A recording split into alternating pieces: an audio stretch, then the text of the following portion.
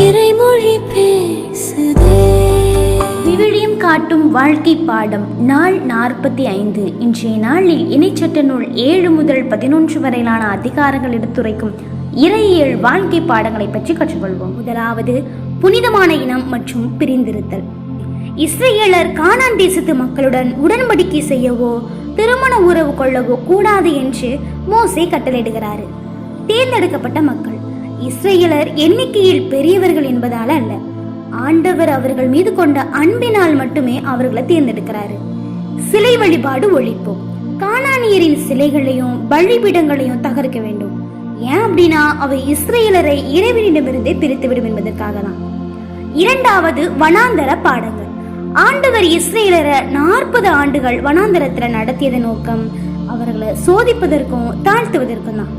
மன்னா, மனிதன் அப்பத்தினால் மாத்திரமல்ல, ஆண்டவரின் வாயிலிருந்து வரும் ஒவ்வொரு வார்த்தையினாலும் பிழைப்பான் என்பதை உணர்த்தவே மன்னா வழங்கப்பட்டது. எச்சரிக்கை: வீடுகளை கட்டி ஆடு மாடுகளை பெருக்கி செல்வம் சேரும்போது என் பலத்தினால் இதை செய்தேன் என்று உள்ளம் மேட்டின்மை அடையக்கூடாது.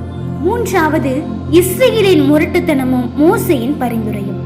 மோசே மக்களின் கடந்த கால தவறுகளை நினைவுபடுத்துகிறாரு. அதாவது பொற்கொன்று வழிபாடு போன்றவை. நீதியினால் அல்ல, இஸ்ரேலரின் நீதியினால் அவர்களுக்கு நிலம் கிடைக்கல, மாறாக கானானியரின் தீமையினாலும் முன்னோர்களுக்கு செய்த வாக்குறுதினாலும் தான் நிலமும் கிடைத்தது. புதிய கற்பலகைகள். உடைந்த பலகைகளுக்கு பதிலாக மீண்டும் 10 கட்டளைகளை ஆண்டவர் எழுதி கொடுத்ததையும் லேவியர்கள் பிரித்தெடுக்கப்பட்டதையும் மோசே விளக்குகிறாரு. நான்காவது, ஆசீர்வாதமும் சாபமும். இறைவனுக்கு கீழ்ப்படிந்தால் வரும் நன்மைகளையும் விலகிச் சென்றால் வரும் விளைவுகளையும் மோசே விவரிக்கிறாரு. கெரிசிம் மற்றும் ஏபால் மலை. கீழ்ப்படிதலுக்கான ஆசீர்வாதத்தை கெரிசிம் மலையிலும் சாபத்தை ஏபால் மலையிலும் அறிவிக்க வேண்டும். மழை மற்றும் செழிப்பு. எகிப்தை போல் அல்லாமல் கானா நாடு வானத்து மழையை நம்பி இருக்கக்கூடிய நாடு. இறைவனை பற்றி கொண்டா மட்டுமே அங்க செழிப்பு நிலைக்கும். வாழ்க்கை பாடங்கள். நாம ஏன் ஆசீர்வதிக்கப்படுகிறோம்? இஸ்ரேலரின் தகுதியினால் அல்ல, இறைவனின் கிருபையால தேர்ந்தெடுக்கப்பட்டனர். நம்முடைய வாழ்க்கையில நாம பெற்றுக்கொள்ளக்கூடிய உயர்வுகளுக்கு நம்முடைய திறமை மட்டும்தான் காரணம் என்று நினைக்க கூடாது. எல்லாம் இறைவனின் கொடையை என்று தாழ்மையுடன் இருக்க வேண்டும். இரண்டாவது, வனாந்தரம் ஒரு பயிற்சி பள்ளி.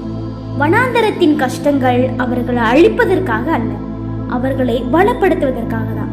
நம்முடைய வாழ்க்கையிலும் வரக்கூடிய சோதனைகள் நம்மை தாழ்த்தவும் நம்ம இறைவனை சார்ந்து வாழ கற்றுக்கொள்ளவும் கொடுக்கப்படக்கூட பயிற்சிகள் தான்.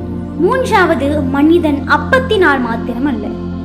உடல் தேவைக்கு உணவு எவ்வளவு முக்கியமோ அதைவிட ஆன்மாவின் தேவைக்கு இறைவார்த்தை முக்கியம். பொருளாதார தேடலில் மட்டும் கவனம் செலுத்தாம தினமும் இறைவார்த்தையை வாசித்து ஆன்மீக பலம் பெற வேண்டும். நான்காவது, ஆசீர்வாதமா சாபமா? முடிவு நம் கையில். ஆண்டவர் நம் முன்னே 2 வழிகளை வைக்கிறார். கீழ்ப்படிதல் வாழ்வையும் விலகிச் செல்லுதல் அழிவையும் தரும். நம்முடைய ஒவ்வொரு செயலும் ஒரு விளைவை உருவாக்கும். ஆசீர்வாதமான பாதையை தேர்ந்தெடுக்க தினந்தோறும் விழிப்புடன் இருக்க வேண்டும் என்பதுதான் இந்த அதிகாரம் நமக்கு கற்றுத்தருகிறது. இந்த அதிகாரங்கள் நமக்கு கற்றுத்தரக்கூடிய இறையியல் சிந்தனைகளை சிந்தித்து பார்ப்போம்.